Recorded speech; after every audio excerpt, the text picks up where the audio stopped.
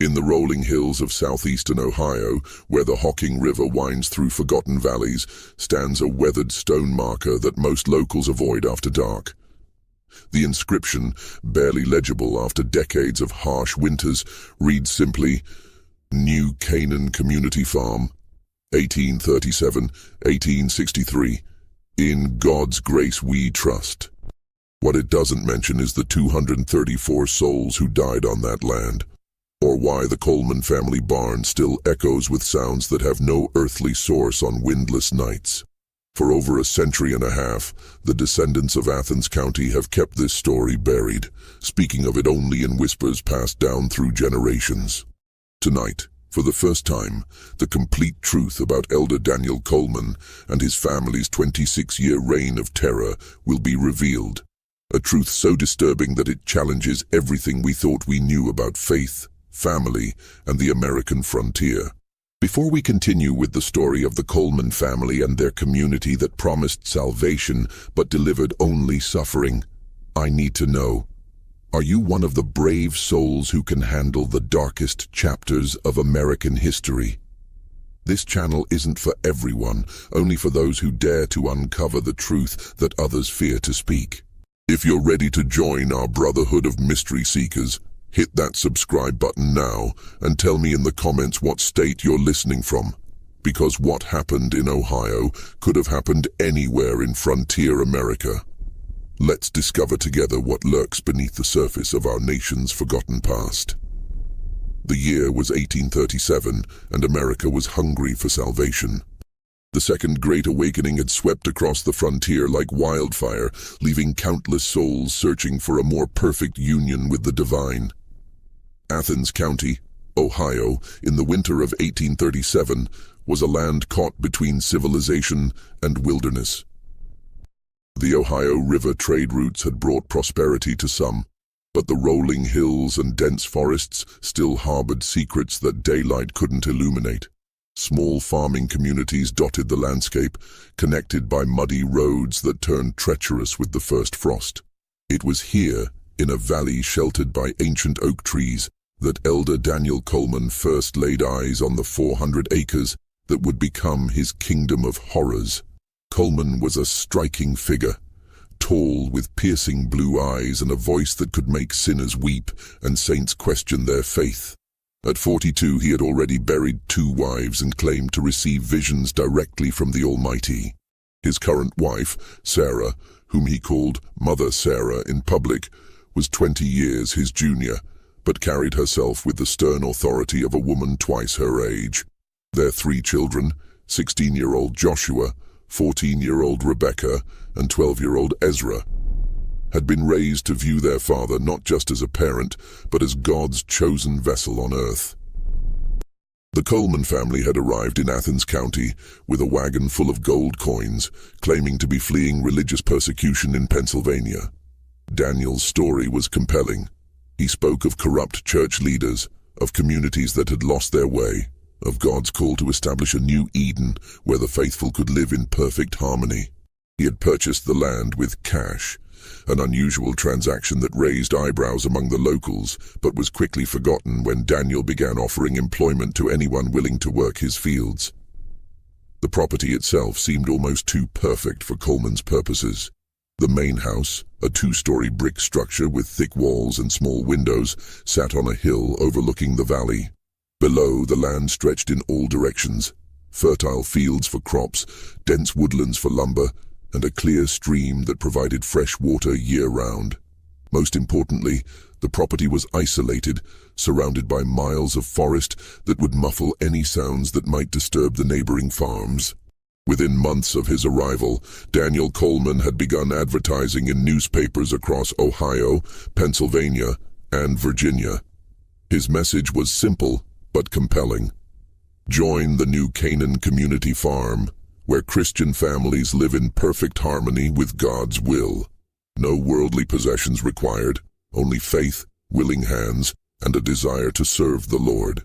The advertisements promised communal living, shared prosperity, and most appealing of all, guaranteed salvation for those who proved themselves worthy. The first families began arriving in the spring of 1838. The Hendersons came from a failing farm in Pennsylvania, bringing their 4 children and everything they owned in a single wagon. The Millers followed 2 weeks later, then the Washingtons, the Thompsons, and the Prices. Each family was greeted personally by Elder Coleman, who spoke with such conviction about God's plan for their community that even the most skeptical found themselves believing. What these families didn't know was that they were walking into a carefully constructed trap. Daniel Coleman had spent years perfecting his methods, studying the weaknesses of desperate people and the ways that faith could be weaponized against the faithful. The new Canaan Community Farm was not a religious sanctuary. It was a labor camp disguised as paradise, and the Coleman family were its merciless wardens. The early days seemed to fulfill Coleman's promises. Families lived in well-built cabins, shared meals in the common dining hall, and gathered each evening for prayer and Bible study. The work was hard, clearing fields, planting crops, building structures, but it felt meaningful. Coleman himself worked alongside the community members, his sleeves rolled up, his hands dirty with honest labor. He spoke often of the biblical precedent for their lifestyle, citing the early Christians who held all things in common and lived as one family under God. But as the months passed, subtle changes began to transform the community.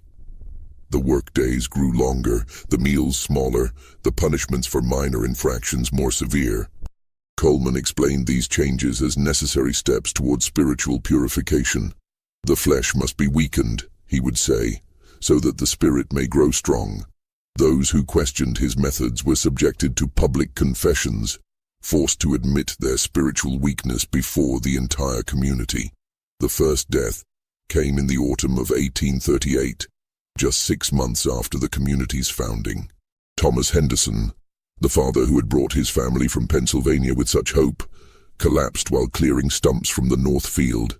The official cause, according to Elder Coleman's careful records, was heart failure brought on by the joy of serving the Lord. But Martha Henderson, Thomas's widow, whispered to her children that her husband had been working 16-hour days with nothing but thin soup and stale bread to sustain him. The funeral was held at sunset, with the entire community gathered around a simple grave marked only with a wooden cross. Coleman delivered a sermon that lasted nearly 3 hours, speaking of Thomas Henderson's blessed transition to eternal life and the privilege the community had been given to witness such divine favor. "Brother Thomas has been called home," Coleman declared, his voice carrying across the valley like thunder. "He has shown us the path to glory, and we must follow his example of total surrender to God's will." But as the weeks passed, more members of the community began to notice disturbing patterns. The Coleman family, Daniel, Sarah, and their 3 children, never seemed to suffer from the same exhaustion that plagued everyone else. They ate their meals separately, in the main house, while the rest of the community gathered in the drafty common hall. Their clothes were always clean and well mended, while the other families wore increasingly ragged garments that were never replaced. Most troubling of all were the nighttime sounds that began to echo from the main house. Community members sleeping in the nearest cabins reported hearing what sounded like laughter, music, and the clinking of fine china. Sounds that seemed impossible given the austere lifestyle Coleman preached. When questioned about these reports, Coleman would fix the inquirer with his piercing blue eyes and speak of the spiritual rewards that came to those who had fully surrendered their earthly desires. The second death came in December, when Mary Washington, a young mother of 3, was found frozen in her bed. The cabin she shared with her family had run out of firewood 2 days earlier, and their request for more had been denied by Joshua Coleman, who managed the community's supplies. "Sister Mary has been taken by the Lord's mercy," Elder Coleman announced at her funeral. "She has been spared the trials that yet await us all." By the end of that first winter, 7 members of the new Canaan community had died. Each death was explained as divine providence. Each funeral became an opportunity for Coleman to reinforce his control over the survivors. The community members were forbidden from communicating with the outside world, their letters carefully censored by Rebecca Coleman, who claimed to be protecting them from worldly influences that might weaken their faith. But it was the discovery made by young Peter Miller that would reveal the true horror of what was happening at New Canaan. Peter was only 14, but he had been raised on a farm and knew the difference between natural death and something far more sinister. While cleaning the community's root cellar, he had found a collection of personal items, watches, jewelry, family Bibles, and photographs that had belonged to the deceased members. These were items that should have been sent to relatives or buried with the dead, not hoarded like treasure in a hidden chamber beneath the Coleman house. When Peter tried to report his discovery to Elder Coleman, he was told that he would need to undergo a spiritual cleansing for his impure thoughts. That night, Peter Miller disappeared. The official story was that he had run away, unable to handle the discipline required for true spiritual growth. But his mother, Elizabeth Miller, found drops of blood leading from Peter's cabin to the woods behind the main house, and she knew her son had not left voluntarily. The pattern was becoming clear to those brave enough to see it. The new Canaan Community Farm was not a religious sanctuary. It was a prison where the Coleman family grew rich while their brothers and sisters died from deliberate neglect, overwork, and worse. But for those trapped within its boundaries, escape seemed impossible. The nearest town was 15 miles away through dangerous woods, and Coleman had convinced them that the outside world was filled with demons waiting to destroy their souls. As 1839 dawned, the survivors of that first brutal winter found themselves trapped in a routine of exhausting labor and spiritual manipulation that would define the next 24 years of their lives. The community had grown to over 200 souls, with new families arriving each spring drawn by Coleman's carefully crafted advertisements. But the death toll continued to mount, and those who had survived began to develop a haunted look that spoke of horrors beyond description. The Coleman family had established a rigid hierarchy within the community. Elder Daniel remained the unquestioned leader, his word treated as divine law. Mother Sarah oversaw the women's work, managing the kitchen's laundry and childcare with an iron fist that left permanent marks on those who dared to question her authority. Joshua Coleman, now 17 and growing into his father's image, controlled the community's supplies and work assignments. Rebecca, 15 and beautiful in the way that draws dangerous attention, served as her father's secretary and enforcer, while young Ezra, only 13 but already showing signs of the family's cruel nature, was being groomed to take over the community's expanding operations. The main house had been expanded twice, with new wings added to accommodate the Coleman family's growing wealth and power. The original structure now served as their private quarters, while the additions housed Coleman's office, a room where community members were brought for private counseling that often left them broken and terrified. The basement had been converted into a series of chambers that the Colemans claimed were for food storage, but the community members whispered that sounds of suffering echoed from below ground on certain nights. The work routine was designed to break both body and spirit. Community members were awakened at 4 a.m. with the ringing of a bell that Sarah Coleman controlled from her bedroom window. By 4:30 they were expected to be at their assigned tasks, men in the fields or workshops, women in the kitchens or laundry, children as young as 8 helping with whatever work their small hands could manage. The only break came at noon, when they were allowed 30 minutes to eat a meager meal of watery soup and hard bread. But it was the evening services that truly revealed the depth of Coleman's psychological control. Each night, the entire community was required to gather in the main hall for what Coleman called spiritual instruction. These sessions often lasted until midnight, with Coleman delivering sermons that mixed legitimate biblical passages with his own twisted interpretations. Community members were required to confess their sins publicly, to admit their failures, and beg for forgiveness from both God and Elder Coleman. Those who showed signs of rebellion were subjected to special attention.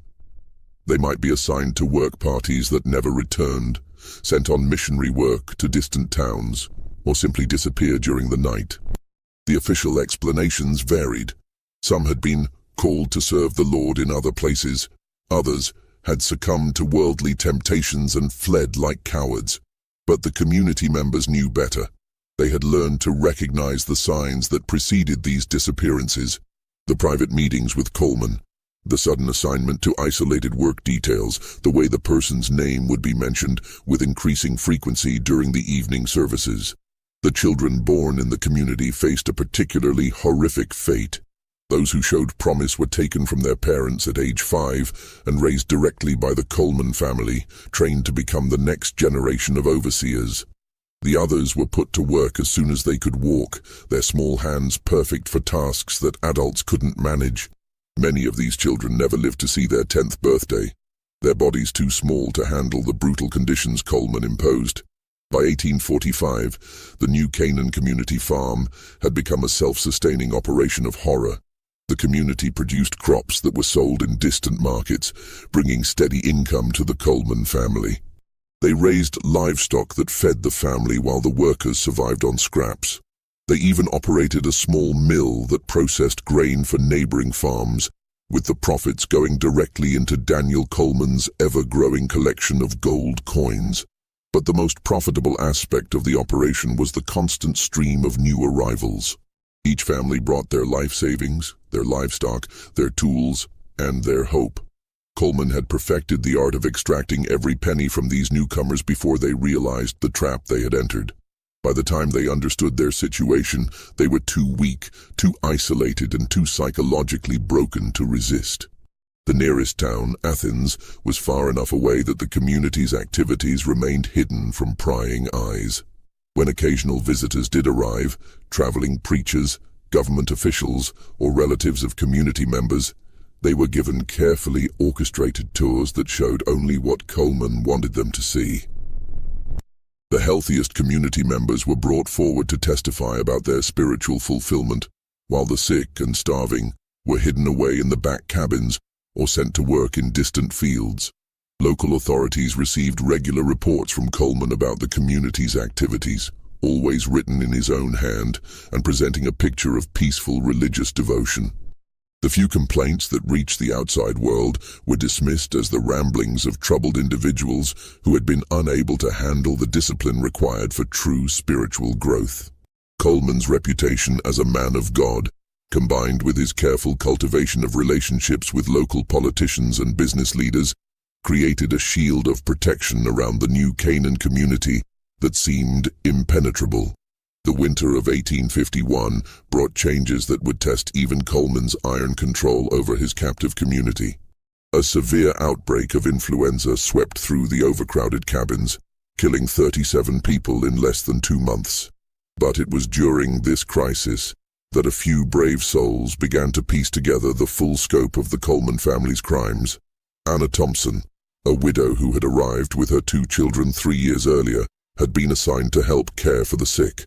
Her nursing duties gave her access to cabins throughout the community, and what she discovered made her blood run cold. The influenza outbreak was not natural. It was being deliberately spread by Rebecca Coleman, who had been visiting the sick with contaminated blankets and food. Anna watched in horror as the 19-year-old girl moved from cabin to cabin, her beautiful face a mask of calculated cruelty, as she ensured that the weakest members of the community would not survive the winter.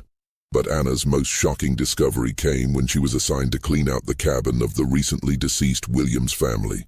Hidden beneath a loose floorboard, she found a journal that had been kept by Robert Williams, a former schoolteacher who had documented everything he had witnessed during his 2 years at New Canaan. The journal's pages revealed a pattern of systematic murder, theft, and abuse that made Anna's hands shake as she read. Williams had recorded dates, names, and methods.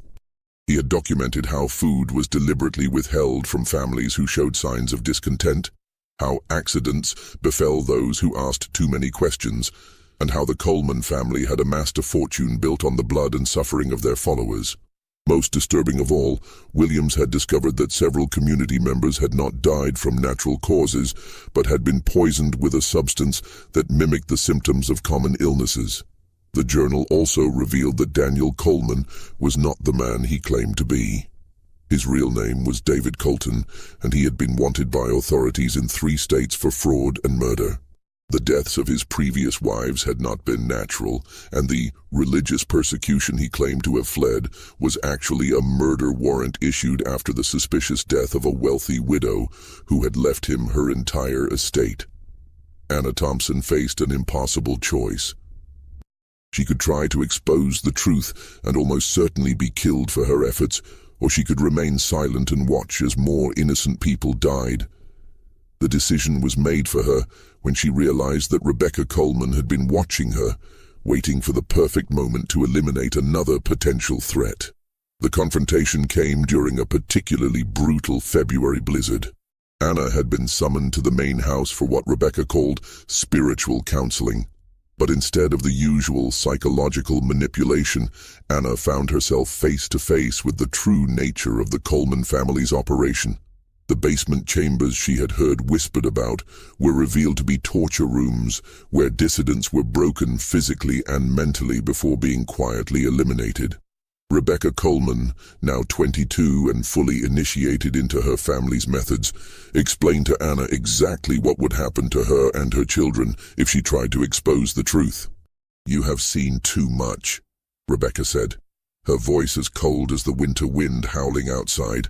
"But you are not the first, and you will not be the last. The choice is simple. Join us in our work, or join the others in their eternal rest."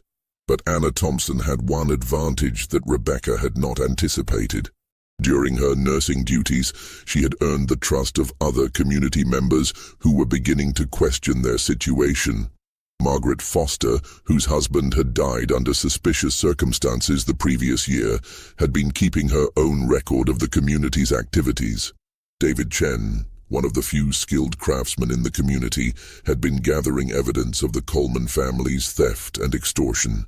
Sarah Martinez, a young mother whose children had been taken for special education, had been planning her own escape. This small group of conspirators had been meeting in secret, using the cover of their work duties to share information and plan their response. They had discovered that the Coleman family's wealth was hidden in a series of caches throughout the property, that several community members were being held prisoner in the basement chambers, and that a mass murder was being planned for the spring of 1852 to eliminate the witnesses to the family's crimes. The revelation that shocked them most was the discovery that the Coleman family had been operating similar communities in other states. Joshua Coleman, now 25 and his father's primary assistant, had been traveling regularly to establish new branches of their operation. The new Canaan Community Farm was not an isolated horror. It was part of a network of religious communities that existed solely to enrich the Coleman family through exploitation and murder. The spring of 1852 brought with it a sense of impending doom that even the most obedient community members could not ignore. The Coleman family had grown more brazen in their cruelty, more careless in their methods, and more desperate to maintain their control. The community population had swelled to nearly 400 souls, but the death toll had increased proportionally. The small cemetery behind the main house now contained over 100 graves, each marked with a simple wooden cross that bore no name. Anna Thompson and her fellow conspirators had spent the winter months carefully gathering evidence and planning their escape. They had discovered that the Coleman family was planning what they called the Great Purification, a mass elimination of community members who were no longer productive or who posed potential threats. The plan was to blame the deaths on a disease outbreak, dispose of the bodies in a mass grave, and start fresh with a new group of unsuspecting victims. But their plans for escape were complicated by the arrival of a new group of families in early March. The Andersons, the Kellys, the Johnsons, and the Moores had come from as far away as Virginia, drawn by Coleman's latest advertising campaign. These newcomers represented fresh victims who had no idea of the horrors that awaited them, and Anna's group felt morally obligated to try to save them along with themselves. The situation became even more dangerous when Ezra Coleman, now 25 and fully initiated into his family's methods, began to suspect that someone was gathering evidence against them. He had always been the most unstable member of the family, prone to violent outbursts and paranoid delusions. His suspicions fell first on Anna Thompson, whose nursing duties had given her access to too much information, and then on the other members of her secret group. The first sign of trouble came when Margaret Foster's youngest child, 8-year-old Emma, disappeared during a routine work detail. The official explanation was that she had wandered off and gotten lost in the woods, but Margaret knew better.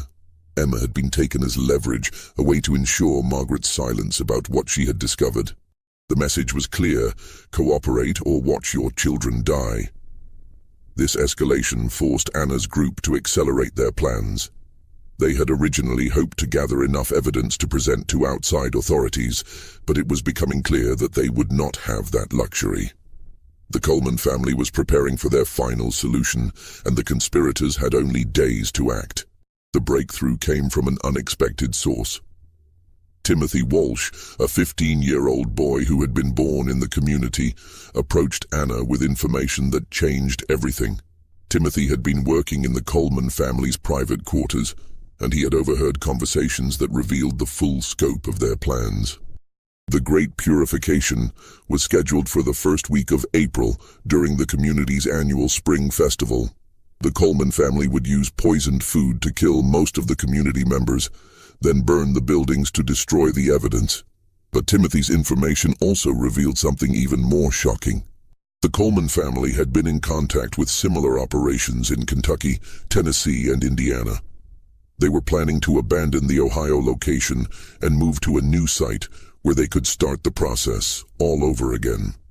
The deaths of the new Canaan community members were not just about eliminating witnesses. They were about covering the tracks of a criminal enterprise that had been operating for over a decade. The conspirators now faced their greatest challenge yet. They had to find a way to save not just themselves, but hundreds of innocent people who had no idea of the danger they were in. They had to do it without alerting the Coleman family to their plans, and they had to do it quickly enough to prevent the mass murder that was only weeks away. The solution came from David Chen, whose carpentry skills had given him detailed knowledge of the community's layout and the Coleman family's security measures. He had discovered that the basement chambers beneath the main house were not just torture rooms. They were also the storage site for the Coleman family's accumulated wealth. Years of theft and extortion had filled these chambers with gold coins, jewelry, and other valuables taken from their victims.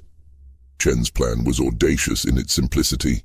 The conspirators would use the cover of the Spring Festival preparations to access the basement chambers, gather evidence of the family's crimes, and steal enough of their wealth to fund an escape. They would then slip away during the chaos of the festival, taking with them as many community members as possible and heading for the nearest town where they could alert the authorities. But as they prepared to put their plan into action, they discovered that they were not the only ones with secrets. The Coleman family had been monitoring their activities more closely than they realized, and a trap was being prepared that would test their courage and their commitment to saving the innocent souls who had placed their trust in a family of monsters. The stakes had never been higher, and the window for action was rapidly closing. In just 2 weeks, the Spring Festival would begin, and with it, the Coleman family's plan to eliminate the evidence of their crimes, along with the lives of everyone who had witnessed them. The question was no longer whether the conspirators could escape. It was whether they could save anyone else in the process. The night of April 5th, 1852, would be remembered as the longest night in the history of Athens County. The Spring Festival had begun 3 days earlier, with the entire community gathered for what they believed would be a celebration of renewal and spiritual rebirth. But as the sun set on that cold April evening, Anna Thompson and her fellow conspirators knew that they were about to face the greatest test of their lives. The Coleman family had been behaving strangely all week. Daniel Coleman's usual commanding presence seemed forced, his sermons more desperate than inspiring. Sarah Coleman had been seen burning papers in the main house's fireplace, while Rebecca and Joshua moved through the community with a nervous energy that spoke of impending violence. Most troubling of all, Ezra Coleman had been seen sharpening knives in the family's private workshop, his eyes holding the wild gleam of a man who had finally been given permission to indulge his darkest impulses. The festival's final feast was scheduled for that evening, with the entire community gathering in the main hall for what Coleman had promised would be a transformative experience. But Anna and her conspirators knew that this feast would be the vehicle for the mass poisoning that would eliminate most of the community members. They had spent the day making final preparations, gathering supplies, and positioning themselves to act when the moment came. The plan was set into motion at sunset. While the community members filed into the main hall for the feast, Anna Thompson and David Chen slipped away to the basement chambers beneath the Coleman house. Their mission was to gather evidence of the family's crimes and steal enough of their wealth to fund an escape for the survivors. Meanwhile, Margaret Foster and Sarah Martinez positioned themselves near the exits, ready to guide community members to safety when the alarm was raised. The basement chambers were even more horrifying than Anna had imagined. The walls were lined with wooden crates filled with personal belongings taken from the dead: wedding rings, family photographs, children's toys, and other mementos of lives cut short. In the center of the largest chamber sat a massive iron safe, its door standing open to reveal stacks of gold coins and jewelry that represented the life savings of hundreds of victims. But it was the discovery in the final chamber that truly revealed the depth of the Coleman family's evil. Here, in a room lit by flickering candles, Anna found detailed records of every person who had ever entered the new Canaan community. Each entry included their name, their family members, their possessions, and the method by which they had been eliminated. The records went back 15 years and covered not just the Ohio location, but similar operations in Pennsylvania, Virginia, and Kentucky. The most shocking revelation was the discovery that the Coleman family had been selling some of their victims into slavery. Young women and children who had shown signs of resistance were not killed. They were drugged, loaded onto wagons, and transported to buyers in the Deep South. The records showed that over 60 people had been sold in this manner, their families told that they had died from various illnesses. But as Anna and David gathered the evidence, they realized that they had walked into a trap. The basement chambers were not just storage rooms, they were also a prison. The sound of footsteps on the stairs above them was followed by the grinding of metal as the heavy door at the top of the stairs was locked from the outside. They were trapped, and somewhere above them, the mass murder of their friends and neighbors was about to begin. The feast in the main hall had begun with Coleman's longest sermon yet, a rambling discourse about the necessity of sacrifice and the purification of the faithful. But as the evening progressed, the community members began to notice that something was wrong. The food tasted strange, bitter with an aftertaste that lingered long after each bite. Some people began to feel dizzy, others complained of stomach pains, and a few of the older members started to collapse. It was Timothy Walsh who first raised the alarm. The 15-year-old had been watching from the kitchen, and he had seen Rebecca Coleman adding a white powder to the serving pots. His shouts of, "Poison, they're poisoning us," cut through the hall like a knife, causing panic among the community members who were still conscious enough to understand what was happening. The Coleman family's response was swift and brutal. Joshua Coleman produced a rifle from behind the speaker's podium, while Ezra Coleman blocked the main exit with a heavy wooden bar. Sarah Coleman moved through the crowd with a butcher knife, cutting down anyone who tried to resist. But the family had underestimated the survival instincts of people who had been pushed beyond their breaking point. Margaret Foster and Sarah Martinez, positioned near the side exits, began helping people escape through the windows and rear doors. Despite the poison beginning to take effect, many of the community members fought back with the desperate strength of people who had nothing left to lose. The peaceful religious community erupted into a battlefield as victims became fighters and the Coleman family's carefully constructed world began to collapse. In the basement chambers, Anna Thompson and David Chen could hear the chaos erupting above them. The sound of gunshots, screams, and breaking furniture filtered down through the floorboards as they desperately searched for another way out. Their salvation came in the form of a forgotten coal chute that connected the basement to the outside. It was a narrow passage, barely wide enough for a person to squeeze through, but it offered their only hope of escape. As Anna and David emerged from the coal chute into the cold April night, they could see the main hall engulfed in flames. The Coleman family had set fire to the building, hoping to destroy the evidence of their crimes, along with any witnesses who might have survived the poisoning. But their plan was failing. People were streaming out of the burning building, some carrying wounded friends, others helping children to safety. The battle for the new Canaan Community Farm had begun, and for the first time in 15 years, the Coleman family was not in control of the situation. The question now was whether enough people would survive to tell the world what had happened in that isolated valley, or whether the Coleman family would succeed in eliminating the evidence of their crimes along with the lives of everyone who had witnessed them. The night was far from over, and the final confrontation between the innocent and the evil was about to begin.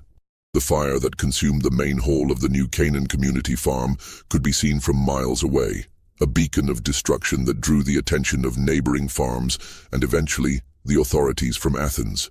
By dawn on April 6, 1852, the carefully constructed world of the Coleman family lay in ruins, but the cost of its destruction would haunt the survivors for the rest of their lives. Of the nearly 400 people who had lived in the community, only 87 survived that terrible night. The poison that Rebecca Coleman had added to the feast proved to be arsenic, a slow-acting but deadly substance that gave its victims hours of agony before death. Many who escaped the burning hall died in the surrounding woods, their bodies found days later by search parties. Others succumbed to their injuries in the makeshift hospitals that were established in nearby farms. The Coleman family's fate was as brutal as their crimes.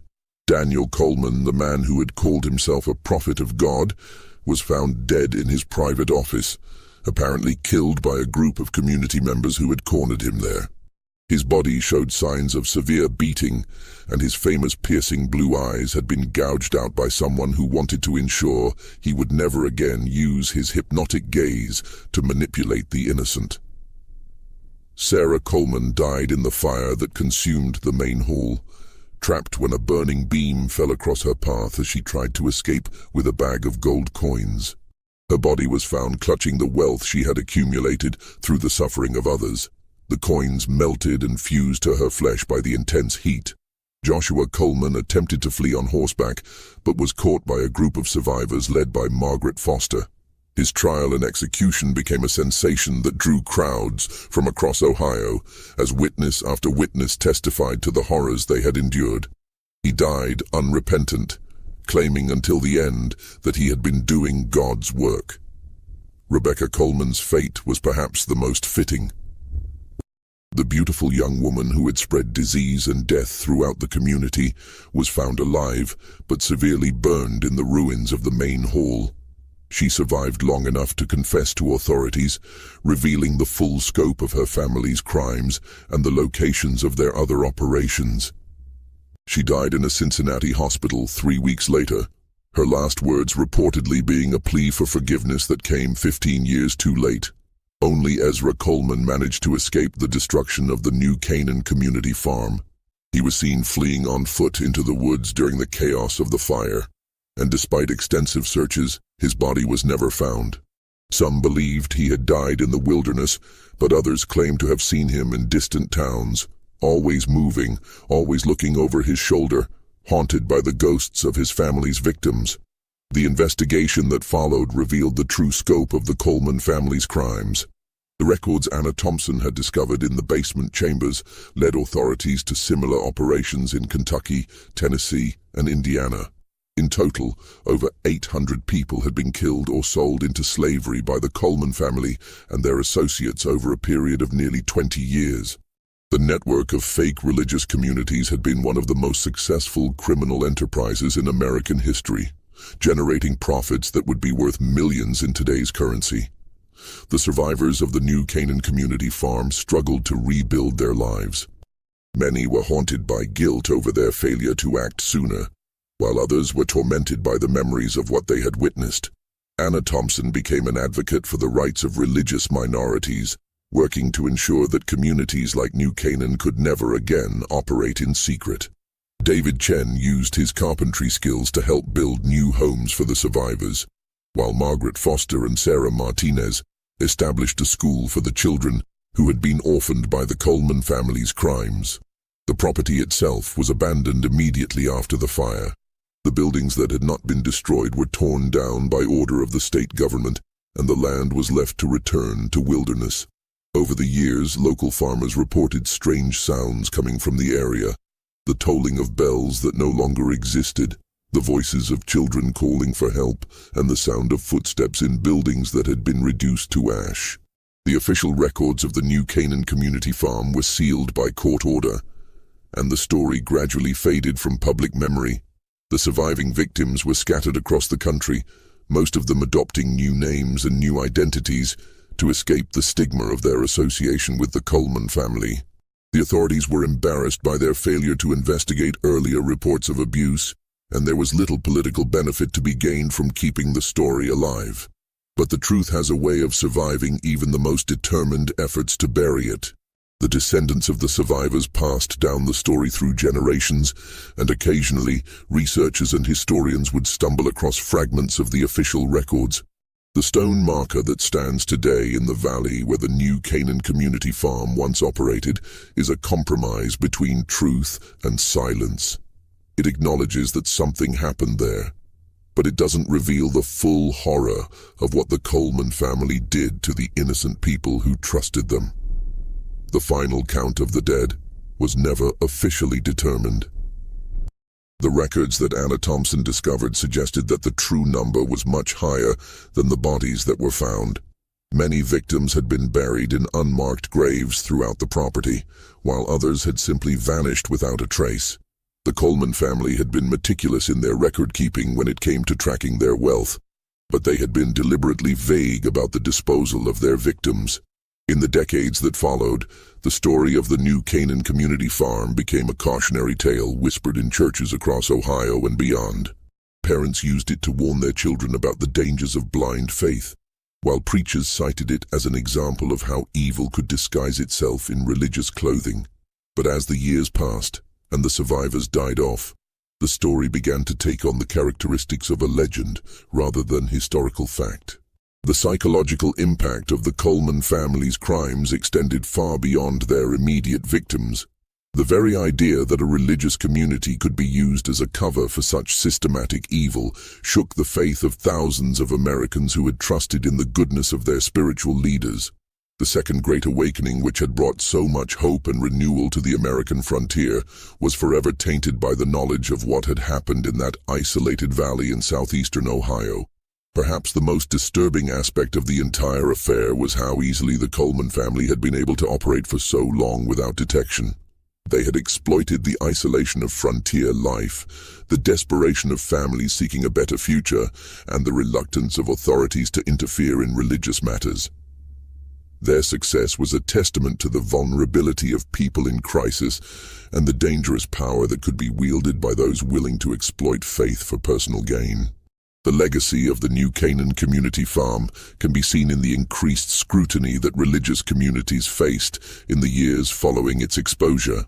Laws were passed requiring regular inspections of communal settlements, and authorities became more responsive to reports of abuse and exploitation. But the fundamental vulnerabilities that the Coleman family had exploited, poverty, desperation, and the human need for hope, remained as present in American society as they had been in 1837. Timothy Walsh, the brave 15-year-old who had raised the first alarm about the poisoning, survived the massacre and went on to become a minister himself. But his sermons were always marked by a deep awareness of the darkness that could lurk within the human heart, and he spent his life working to ensure that the lessons of New Canaan would not be forgotten. In his final sermon, delivered shortly before his death in 1903, he spoke words that still echo in the churches of southeastern Ohio. Evil does not always announce itself with horns and pitchforks.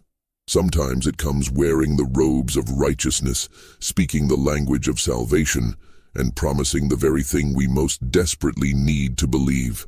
The stone marker that stands today in the valley is visited by few people, and most of those who do come are drawn by curiosity rather than reverence. The inscription has weathered badly over the years, and many of the letters are barely legible. But on certain nights, when the wind blows just right through the oak trees that have reclaimed the land, local residents still report hearing sounds that seem to come from a time long past. The tolling of a bell that was destroyed in the fire, the voices of children calling for their parents, and the echo of sermons delivered by a man who claimed to speak for God, but served only himself. The question that haunts historians and theologians alike is how many other operations like the new Canaan Community Farm existed during the turbulent years of America's westward expansion. The Coleman family's network was extensive, but were they unique in their methods, or were they simply the ones who were caught? The sealed records and scattered testimonies suggest that the truth may be far more disturbing than anyone has been willing to acknowledge. What we know for certain is that on April 5, 1852, a family of monsters was finally brought to justice, but the cost of that justice was measured in hundreds of innocent lives. The survivors carried the scars of their experience until their dying days, and their descendants continue to grapple with the knowledge of what their ancestors endured in that isolated valley. The story of the new Canaan Community Farm serves as a reminder that the greatest horrors are often perpetrated not by strangers in the darkness, but by those who claim to offer light in our darkest hours. This story isn't just a relic of America's past, it's a warning that echoes through the centuries. In every generation, there are those who would exploit our deepest needs and highest aspirations for their own evil purposes. The names change, the locations shift, but the fundamental pattern remains the same. The Coleman family's greatest crime was not just the murder of their victims, but the murder of their faith, their hope, and their trust in the goodness of humanity. What do you think happened to those who managed to escape that terrible night? Do you believe all the Coleman family members met their end, or could some have survived to continue their evil work elsewhere?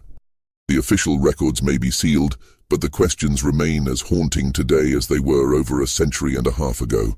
Share your thoughts in the comments below, and if you found this story as chilling as it was revelatory, make sure to subscribe for more hidden chapters from America's darkest history. Until next time, remember that the most dangerous monsters are often those who wear the mask of righteousness.